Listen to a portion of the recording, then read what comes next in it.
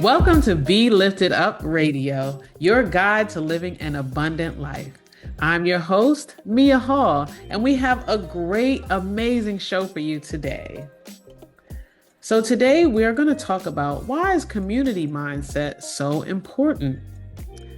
Also, today's scripture is Romans 12:2, one of my favorite. Be transformed by the renewing of your mind. We are here today with Dr. Soaries, who actually was the first host of Be Lifted Up Radio. So I know that he is going to be comfortable here. He's basically coming back home. So stay tuned and get ready for an amazing show.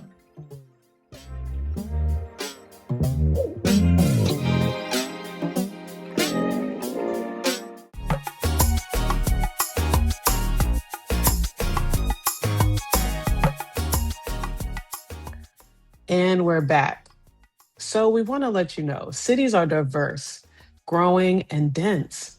It's projected by 2050 that 70% of the world's population will reside in cities and in their surrounding metropolitan areas. When we talk about cities, we must consider the urban context, which involves everything that constructs and surrounds a city-urban environment, including economic, social, and environmental factors.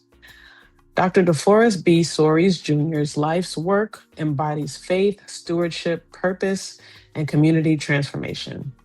A nationally respected faith leader, author, and financial empowerment advocate, Dr. Soaries has spent decades helping individuals and communities align their faith with practical action. As the founder of dfree financial freedom movement, he has led a national movement that teaches people how to eliminate debt, build financial discipline, and create pathways toward generational wealth rooted in faith-based principles. Phenomenal. His message resonates deeply with the core values of us, Be Lifted Up Radio, that spiritual gifts are not only meant for personal fulfillment, but also for serving others and uplifting communities. Through his national leadership and economic empowerment initiatives, Dr. Soaries equips people with the tools to live lives of purpose, stewardship, and impact.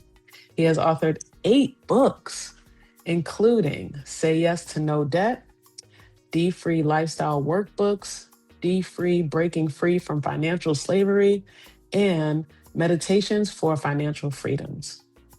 Additionally, Dr. Soaries is the host of the powerful new inspirational YouTube series called Say Yes When Life Says No, which highlights stories of individuals who have transformed adversity into purpose.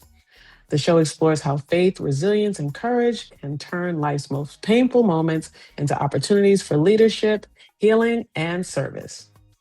This message reminds us that even when life presents obstacles, faith can guide us toward a higher calling and a greater impact. Dr. Soaries, welcome to the show. Well, Mia Hall, thank you so much. You are doing a much better job than I did when I sat behind that microphone. No. Thanks for what you do.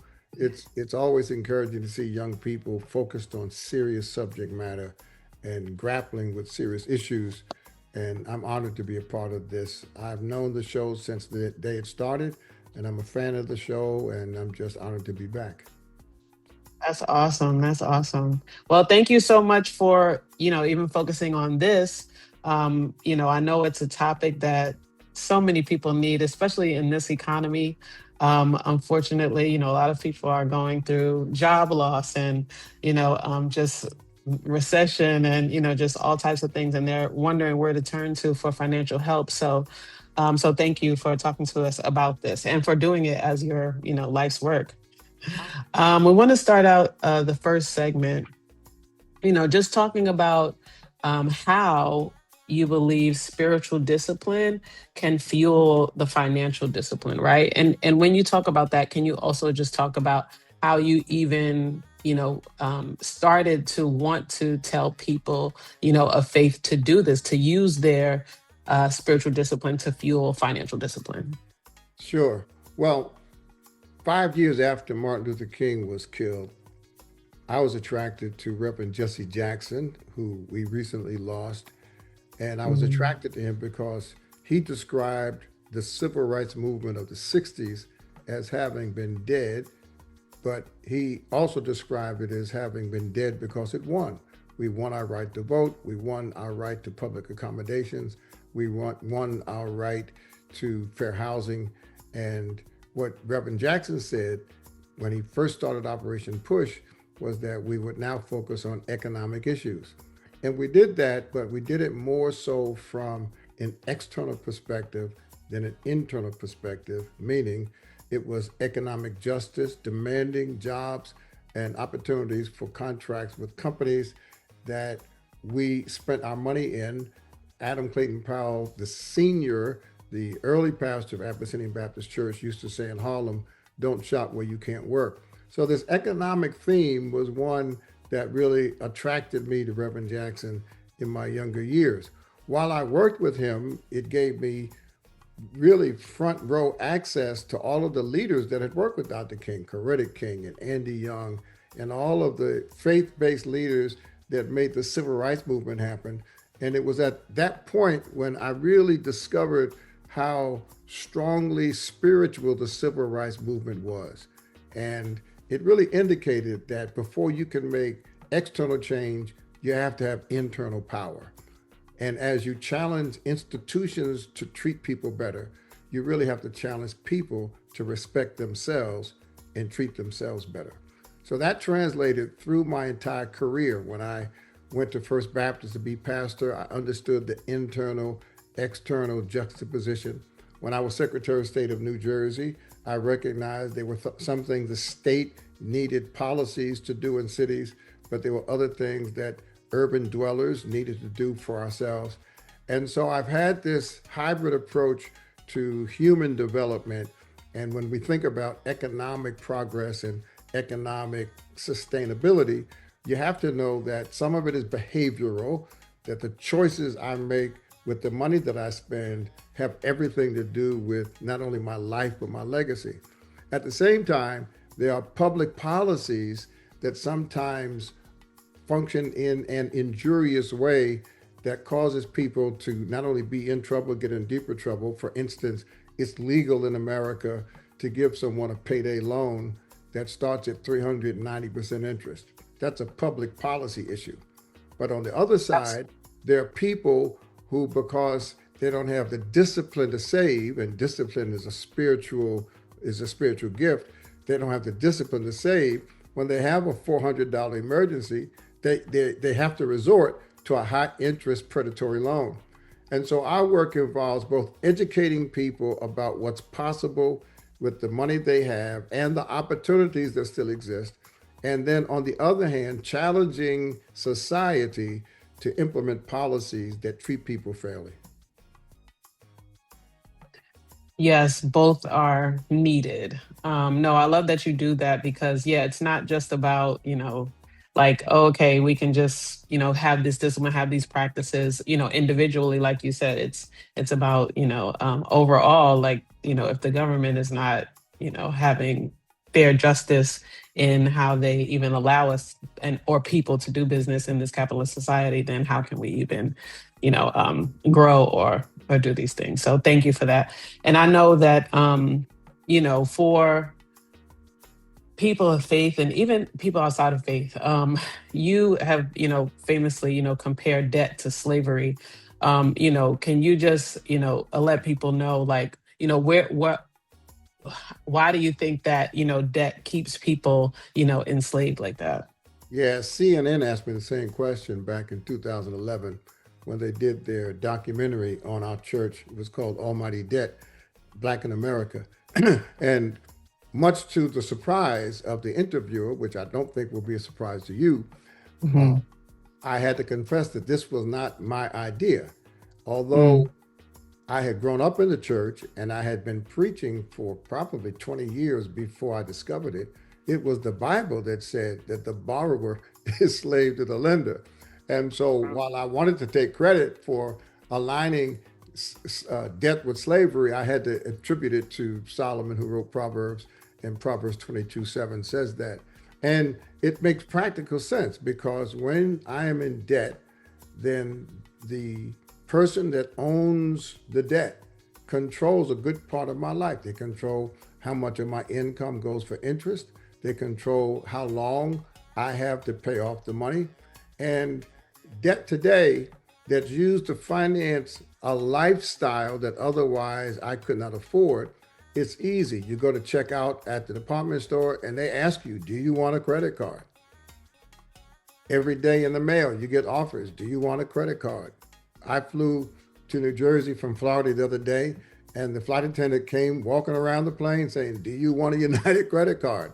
And credit is now so easy and at the same time so expensive that we are literally the first generation, especially of Black people, who have had so much access to debt and credit, but the access is expensive and we're not taught in school, we're not taught at home, and in many instances, we're not taught in church the financial implications. It's not moral in one sense, it's financial, but it's also deeply spiritual because when I use my credit card to buy things I don't need, what happens is I have failed to separate my needs from my wants.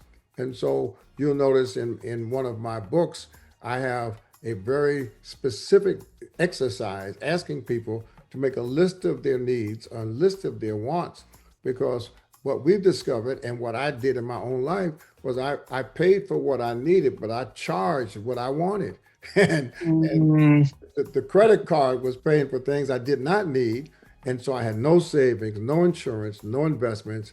And that's why, the Bible says in Galatians chapter 5 that the Holy Spirit has fruit. The fruit of the Spirit are described in Galatians. The gifts of the Spirit are described in Corinthians. And we sometimes focus on the gifts of the Spirit and ignore the fruit of the Spirit, which includes love, joy, peace, discipline, patience, right? Long suffering. So what I've done since 2005 is really focus on the spiritual disciplines that are needed to create positive and sustainable financial outcomes. Thank you. Okay. All right. Well, thank you so much for that. We're going to wrap up this segment and end with that. I love it. Thank you for giving us the practical scripture on it. We'll be right back.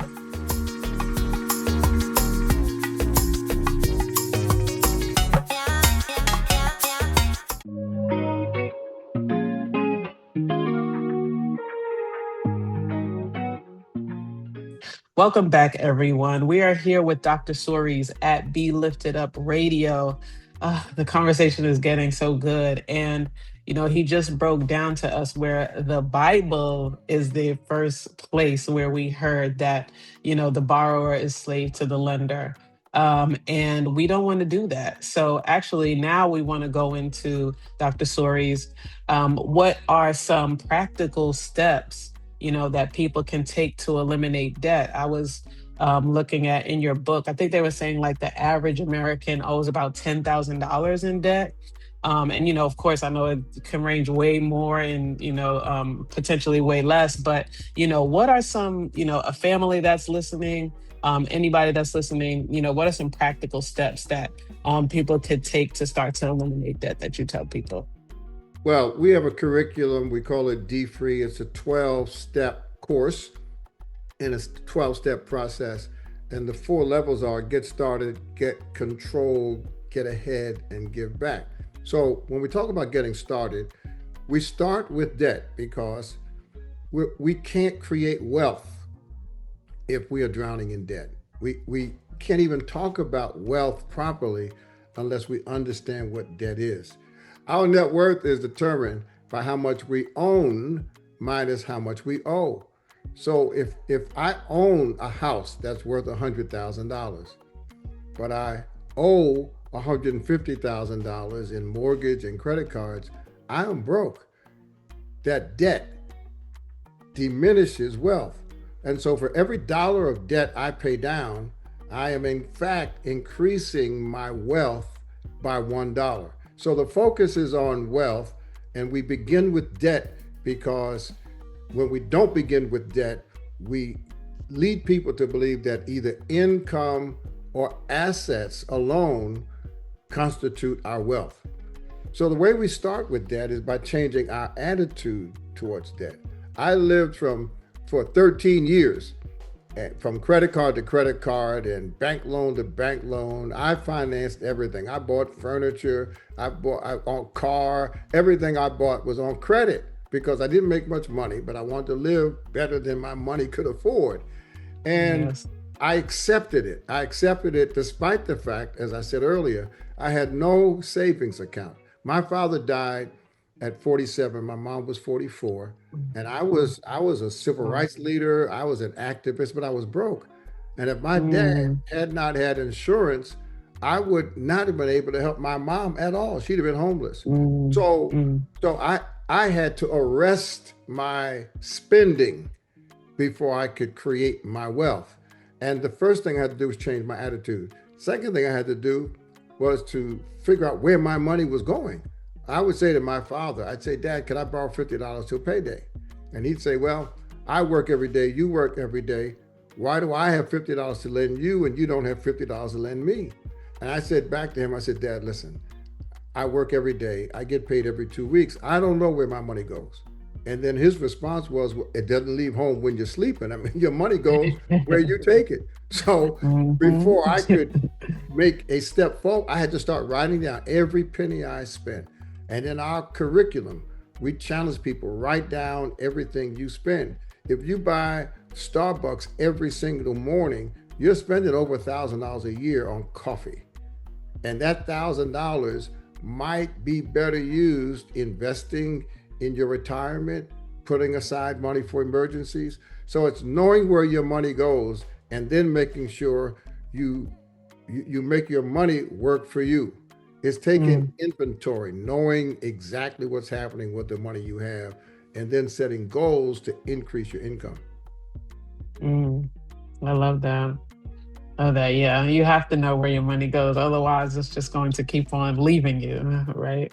I know the Bible Right. says so much about that too. What do you feel like is one of the biggest challenges, that even you have as, a pastor, as a faith leader, when it comes to trying to get people to, change their mindset around wealth? What do you think is some of the biggest like hindrances usually that people say, is stopping them, but you've seen people overcome, let's say? Finances are very emotional, even talking about money. We've had Mm, sessions where we've had to advise our facilitators, bring your books, but bring your tissues. Because mm, when you really sit down and talk with people about their financial challenges, their financial predicaments, it often evokes tears. It's because often we find ourselves in circumstances we didn't plan for and didn't realize we were even on our way there. And a part of that is today due to the manipulation of marketing. Now, you and I have a good friend whose background is marketing, but marketing today is more than convincing people that there's a good product available. That was mm, marketing back in the day. Marketing today is designed to help you believe that you will feel better mm, and be a better person if you buy a particular product. So mm, marketers today are using psychology to lure us into purchases that we sometimes don't need, that sometimes aren't worth the money, and often require credit to buy them. And so mm, when we talk about separating needs from wants, it's helping people break free from the manipulation of the marketers who want us to feel better buying Toyota, buying a BMW when all we can afford is a Toyota. So mm, if a Toyota only costs me $200 a month and that's all I can afford, but I feel better driving a BMW, which is $1,200 a month, then they got me. And so mm, my job as a leader, my job as a pastor, my job as an author is to help people separate their feelings from their money. And the way you do that is to separate your needs from your wants. When I became a preacher, I had a Chevy and it was paid for, but mm. I was a preacher Okay. now. So a friend of mine said, you know what? preachers don't drive Chevys. Now, what I should have told him was that that is what I can afford and it's paid for. But what I said was, you know what, you're right. And I thought about all the big preachers in my area, and they all drove Cadillacs. So I traded in a paid for Chevy to buy a Cadillac with a loan, and the payments were half my salary. And I was broke half the time, but I felt like a preacher. I didn't need a Cadillac. What I needed was transportation. But what I thought I needed was a Cadillac because I was now a preacher. So when you can separate your needs from your wants and then have your finances make your needs your priority and then defer accessing your wants until you can afford them, that's when you are financially free and you can build wealth. Because if you don't do that, you can make $1 million a year, but spend $1.2 million on your wants and be broke. Right. And then what's the point of that? Well, ask the NBA players who 60% of whom filed bankruptcy after 3 years of retirement. They're making money, but they're spending money. Ask the hip hop stars who have generated millions of dollars. Ask the boxers who have generated billions of dollars, but they end up broke because they invested money in their wants, they've neglected their needs, and then years after their career's over, they are tragic stories. Yeah, unfortunately, we see it too often. But yeah, okay. But we are going to talk about, some, success stories on the other side of it too, when we come back. So we thank you so much for tuning in, and we'll see you after this break. Thank you.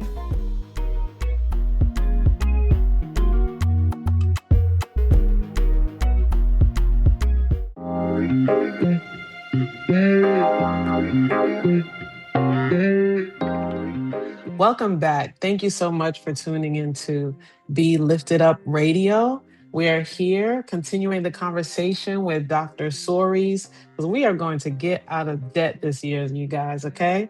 And we're going to invest in generational wealth. And so, we have this episode, but you actually have a show that Say Yes When Life Says No that actually just won a Telly Award. So first of all, congratulations on that. Thank you. Yes, absolutely. So, what are some lessons that you talk about in there that you've seen about turning pain into purpose? Yeah, it's so interesting, Mia, because I've spent 20 years focusing on helping people get from wherever they are financially to a point where they could consider themselves stable and free and stress-free. And my team then comes to me and says, well, we need to do this podcast. And I said, well, the podcast that I would like to do should focus on the other side. In other words, people who have not simply faced barriers, but people who have overcome those barriers. And from the outside, they just look like stunning successes. But when you look below the surface and hear and see their stories, you'll understand that they had some significant barriers. Because in my own life, I've been motivated and encouraged by other people's stories when people have risen above circumstances. In fact, in my financial journey, when I was broke and living on credit cards, I started reading and studying about other people, and I developed my own strategy to get out by studying them, starting with my two grandmothers. My two grandmothers had no education. They had very meager incomes. Both of them had husbands who could not work, and they had 6 and 8 children apiece, but they died millionaires.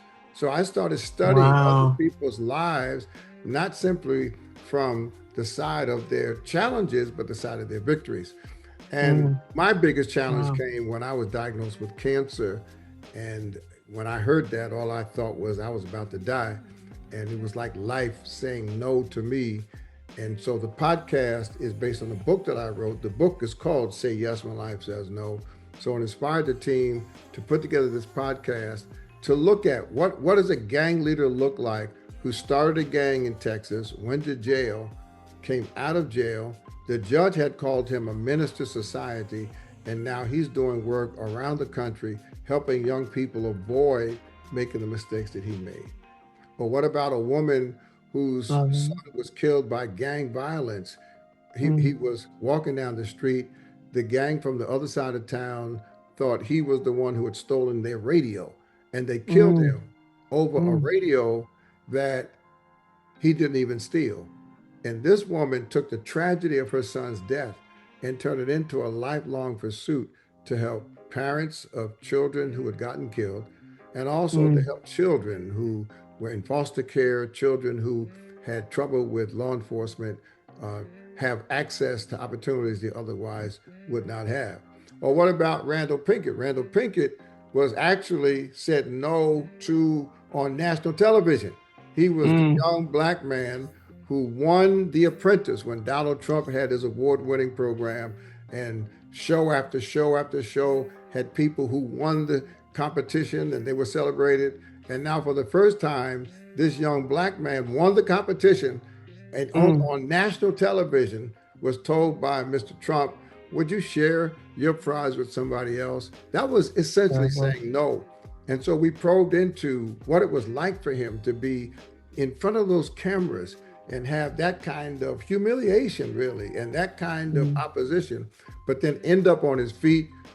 He's the owner of a very successful business.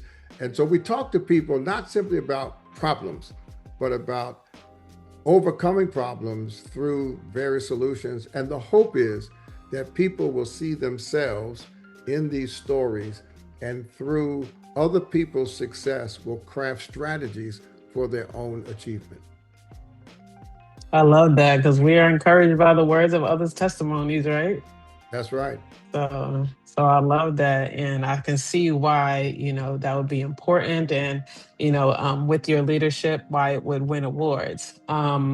Well, I'm Man, not and really the also, leader.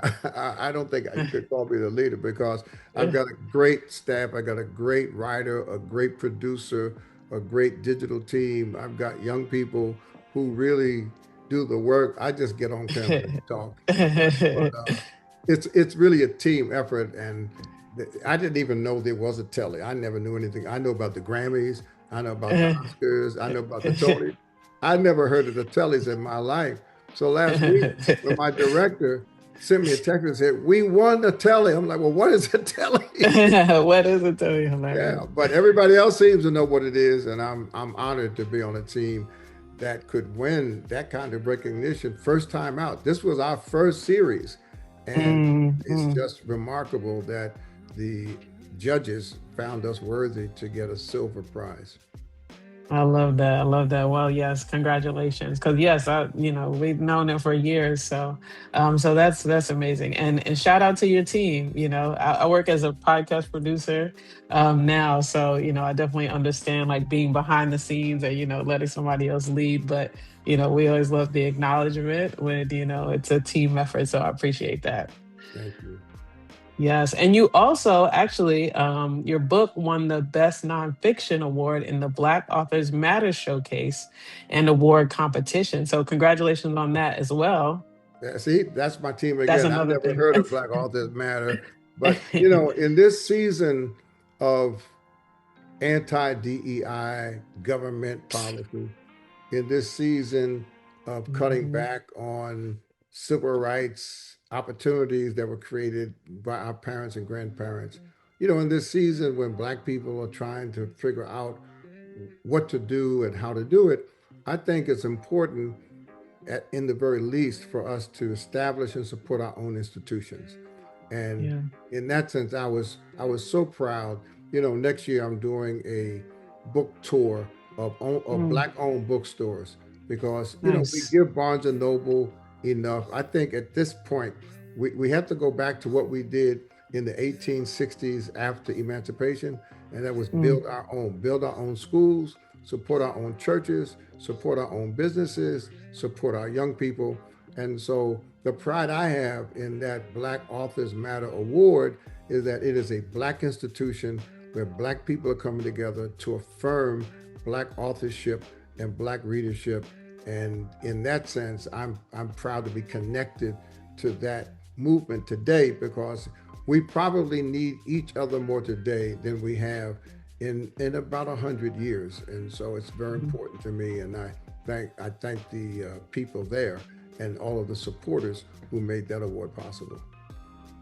Yes, absolutely. Thank you. Yes, no, I love, when we talk about in financial conversations about keeping the dollar in the Black community and, making sure that we circulate it. You know, and I also, remember you talking about your grandmothers, how they died millionaires. I just want to, in this last 2 minutes that we have for this segment, if you could say a little bit, more about, what you learned, from them. Yeah, and just what you learned from their stories, just as we close this out. Yeah, my grandmother's always had money. My father's mother died owning three houses, paid for Mm, it, no debt. She left one house to me, the first house I owned. I inherited mm, from my grandmother. My mother's mm, mother was a domestic worker, worked for rich people and cleaned mm, their houses, washed their clothes, cooked their food. But she always had money. I had about 24, 25 cousins. We all knew that if you mm, need some money, go to grandma. If you need a couple of dollars, she go to her bosom. If you needed a lot of money, she'd go to her stocking underneath her dress. She always had money. And I learned that both grandmothers were able to accumulate wealth and have money because they didn't follow the trends.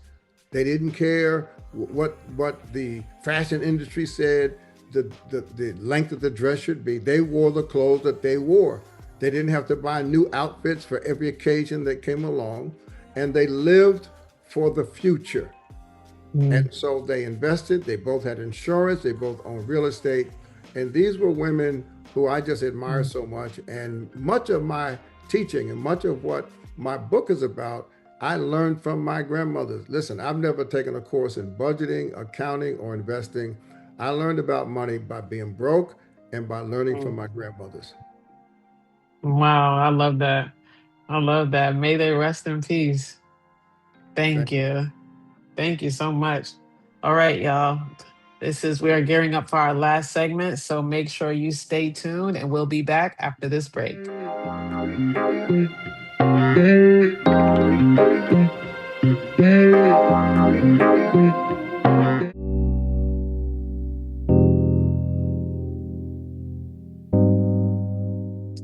Man, it has been an amazing time speaking to Dr. Soaries here. We are talking about financial freedom. And guess what? We are going to let him tell you the things that he is doing in the community, not only within his congregation, but things that you can access yourself if you're listening to this show. So, Dr. Soaries, we know that you're serving the community through stewardship. And we want to know, how are you using faith and resources to create lasting impact? Where can people find out more about your programs? Well, thank you so much, Mia. It was 2005 when I realized that the members of my church, many of whom had good jobs, good education. We were right near Rutgers University, Johnson and Johnson World Headquarters, AT&T, and T, and so we had a pretty diverse church with a large group of very, very well educated and well paid professionals. But I also realized that many of my members were living in 2005 the way I had been living in the 1970s, living paycheck to paycheck, credit card to credit card, and not accumulating wealth, spending money, but not getting wealthy. And so we did a few things. I decided that I was going to take the emphasis off of the money that they would give to the church and even asking them to give money.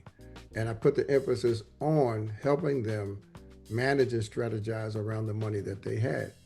We realized that we had to brand this. Again, you and I have friends in the marketing business who understand branding. And we couldn't simply have workshops on money because the people in trouble wouldn't come out of embarrassment, and the people who weren't in trouble wouldn't come because they didn't feel they needed it. So we looked at the three main goals. The goals are to help people own real estate and own assets, which creates deeds, right? Your name is on a deed when you own real estate. To earn dividends. I have dividends now. I get a dividend check every 3 months that is larger than the check I received when I worked full time in 1975 because my investments pay me every 3 months. So dividends, and we want people to have their own bank accounts, have deposits, have savings, be prepared for a rainy day, not need a payday loan. So if the three D's, dividends, and deposits represent the goal. What are the three major barriers? The three major barriers are debt, that's living above what we can afford by using credit cards, right? Delinquencies, when I assess my own life, what I realized, I was paying hundreds of dollars a month just for late payments. I was late all the time. And I wasn't late because I was broke as much as I was late because I was disorganized. So just helping people get organized takes you a long way towards financial freedom. And then deficits. I was living above my means and not living on a budget. So we saw that the three barriers began with D, the three goals began with D, and the goal is freedom, right? Financial freedom in this instance. So we took the D and added to the freedom and came up with dfree as a brand. So now we had a brand, we've developed a curriculum with a process, and then we use technology to fuel a movement. We have a movement. We have a whole community of people online, and we share resources with each other. We share best practices. We've created our own little version of Facebook. We started with a private Facebook group, but when you go on Facebook, you're exposed to everything the algorithms want you to be exposed to. You're controlled by that environment. You see advertisement for things you don't want. So we just built our own little Facebook type community on a platform that obviously we don't own, but we own our space. And we have groups, we have chats, we have events. And so the dfree community is a part of what we bring to this movement. So it's not just a book and a workbook. I mean, I didn't write books simply to be an author. I wrote books to give churches and families and companies and organizations a tool they can use for the empowerment of their people. And now we have partnerships. So we have one partnership that says if you have people that have never talked to a financial professional, someone who's licensed, not someone who likes to talk about money, but someone who has actually passed an exam and certified to be a professional, we will help you. And that's Prudential. Prudential has committed, and they come with me all over the country, to sending financial professionals to give free consultations with anybody who wants to know about investing, about retirement, about college funds for their kids when they're born, etc. So that's one. The second resource we have is for people who are in trouble. I mean, we do have people who are in foreclosure, whose cars are about to be repossessed, student loans are late and they're mounting up. And so we have a partnership with a national nonprofit that has certified, qualified debt counselors to help you without paying them up front, to help you craft a strategy for relieving yourself of some extreme credit-related emergency. And then the final partnership is with an organization of certified financial planners who will function as a coach. So if you want someone to walk with you, you've read the book, you've gotten your budget, and now you want to make sure you can stay on track, we have certified coaches as volunteers who will work with our community for 3 to 6 months as the one-on-one coach. You can call them, they'll call you, you can ask questions, and by the end of that 6 months, you should have your whole life organized financially. So we have events. We have a big event coming up in New Jersey in November called FinFest, where we're going to bring technology to Kane University to show people how to use technology for financial and for health management and growth. Because right now, you know this, people don't even go to the bank anymore. It's all done by Yeah. app.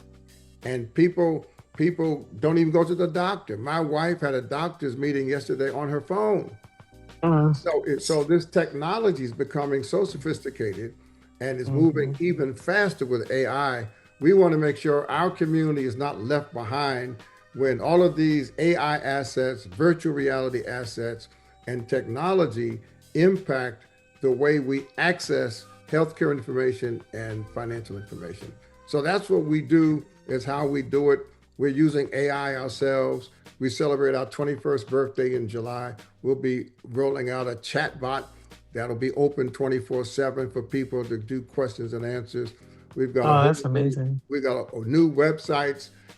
So we've got a foundation. We do community development in Africa, South Africa, Uganda, Ghana.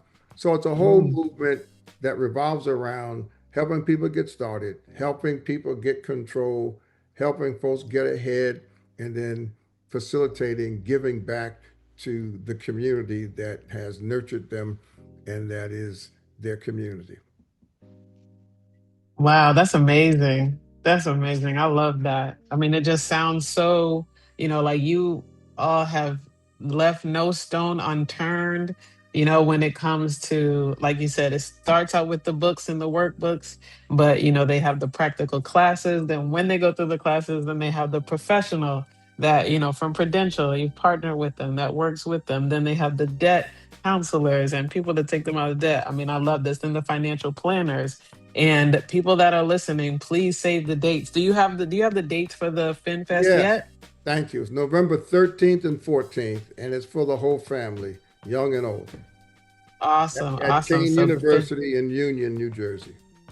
awesome, awesome. I love that. So FinFest King University in Union, New Jersey. Come out November 13th and 14th. Yes, I Friday and love that. Saturday. Friday and Saturday for the community, open to the community. Anybody can attend. Man, Free, come and get no charge, no charge at all. no charge. I love that. I love that. So make sure you all are saving the date. Make sure you attend that. But also can they go to dbsoaries.com for They all can of go to this? dbstories.com. You can go to dfree.com, either one, and you can access all of our resources there. Awesome. Awesome. And they can also follow you on social. I'm on social. It's at DB Stories on everything, on Twitter and Instagram and Facebook, LinkedIn, and whatever else is out there. Mhm. Awesome. I love that. I love that. Wow. Okay. So you all here heard it here. Of course, man, just so many resources available to you. So we really have no excuse to, continue to be in debt or to continue to, just think that there is no way out. So thank you so much for the work that you are doing on the economic front, on the political front, helping, people to come out of this financial slavery, for them to go into financial freedom. Thank you, everybody, for tuning in. Until next time, be lifted up.